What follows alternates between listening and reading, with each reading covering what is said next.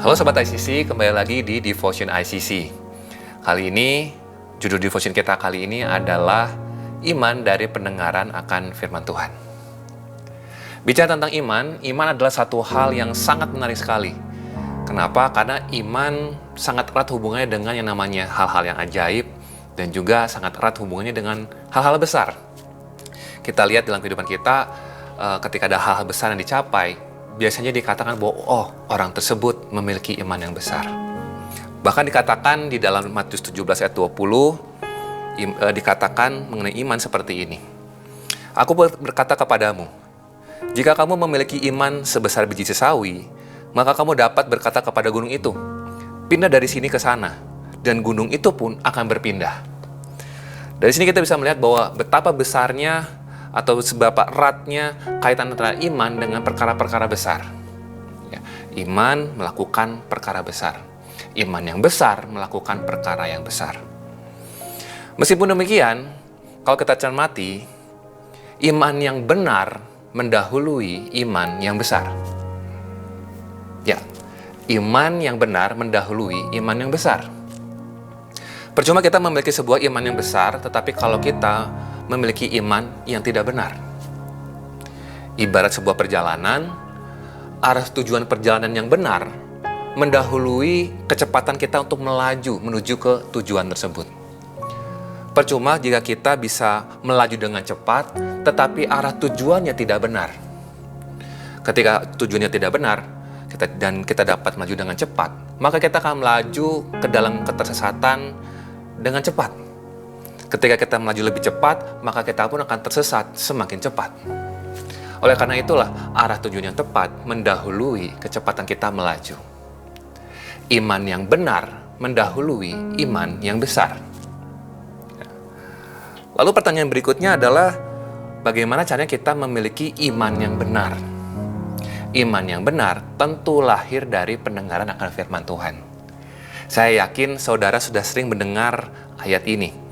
Dalam ayat di Roma 10 ayat 17 yang berbunyi, jadi iman timbul dari pendengaran dan pendengaran oleh firman Kristus.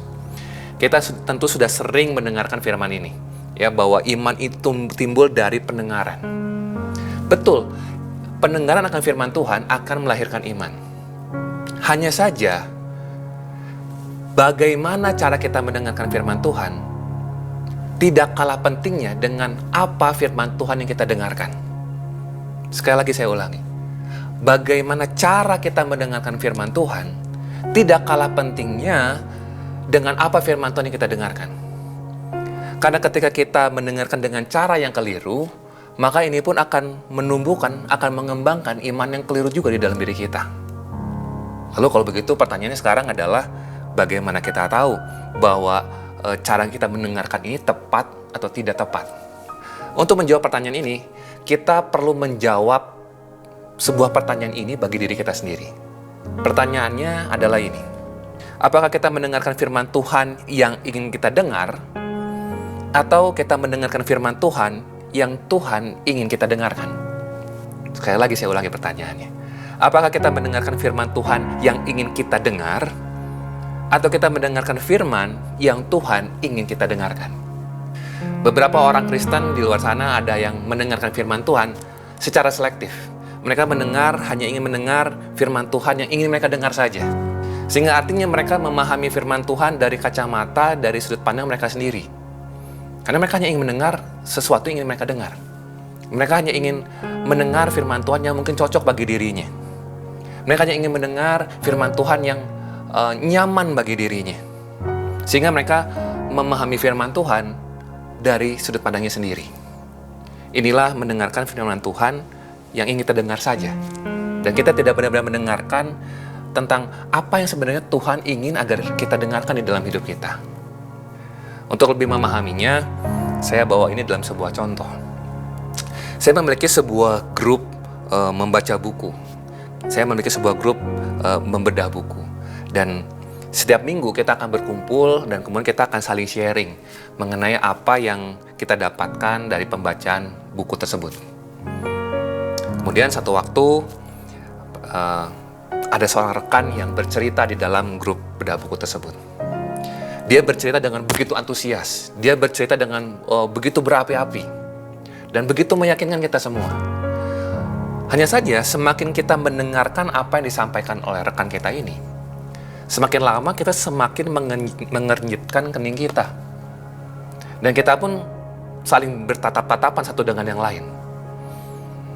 Yang artinya adalah bahwa, loh, apa yang disampaikan oleh rekan kita ini kok sepertinya tidak sesuai dengan apa yang kita tangkap.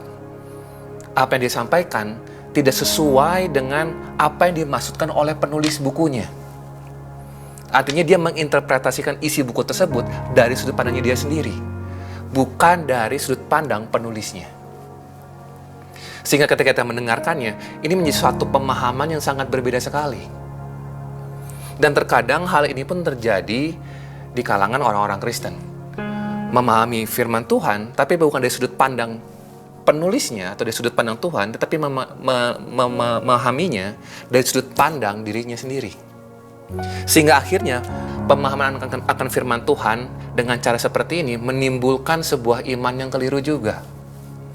Oleh karena itu kita perlu menguji dan mengecek pada diri kita sendiri. Bagaimana cara kita mendengarkan firman Tuhan? Sekali lagi, cara kita mendengarkan firman Tuhan tidak kalah pentingnya dengan apa firman Tuhan yang kita dengarkan. Ketika kita keliru, ketika cara kita mendengarkannya adalah keliru, maka ketika cara mendengarkannya keliru, maka iman yang dibangun pun akan keliru juga. Lalu pertanyaan berikutnya adalah bagaimana caranya supaya kita bisa menimbulkan iman yang benar? Bagaimana cara kita mendengar yang benar? Kita belajar dari kitab 1 Samuel 3 ayat 10 yang berbunyi, "Lalu datanglah Tuhan, berdiri di sana dan memanggil seperti yang sudah-sudah, 'Samuel, Samuel.' Dan Samuel menjawab, 'Berbicaralah, sebab hamba-Mu ini mendengar.'" Cara kita supaya kita bisa memahami firman Tuhan dengan benar, cara mendengar yang benar adalah kita memposisikan diri kita sebagai seorang hamba. Seorang hamba tidak memiliki hak. Dia tidak berani berpikir menurut cara pandangnya sendiri. Dia berpikir tergantung pada tuannya. Cara berpikirnya adalah cara berpikir tuannya. Mari kita lepaskan semua pemahaman pribadi kita. Kemudian kita belajar dengan rendah hati untuk benar-benar memahami apa maksud Tuhan dari firman Tuhan yang kita baca. Apa yang dimaksud oleh sang penulis tersebut. Sehingga kita benar-benar memahaminya dari sudut pandang penulisnya. Mari kita berdoa. Tuhan Yesus, terima kasih untuk firman Tuhan yang kami dengarkan hari ini, Tuhan. Biarlah firman Tuhan ini benar-benar tertabur dalam hati kami, di tanah hati kami yang subur, Tuhan. Ajar kami, Tuhan Yesus, hari demi hari untuk bisa memahami firman-Mu dari sudut pandang-Mu, bukan dari sudut pandang kami pribadi. Ajar kami untuk kami dengan rendah hati, Tuhan, seperti seorang hamba yang menanti-nantikan perkataan Tuhannya. Terima kasih Tuhan Yesus. Kami serahkan semuanya dalam tangan-Mu. Di dalam nama Tuhan Yesus kami berdoa mengucap syukur. Haleluya. Amin. Sekian devotion untuk kali ini. Sampai berjumpa di devotion berikutnya. Tuhan Yesus memberkati.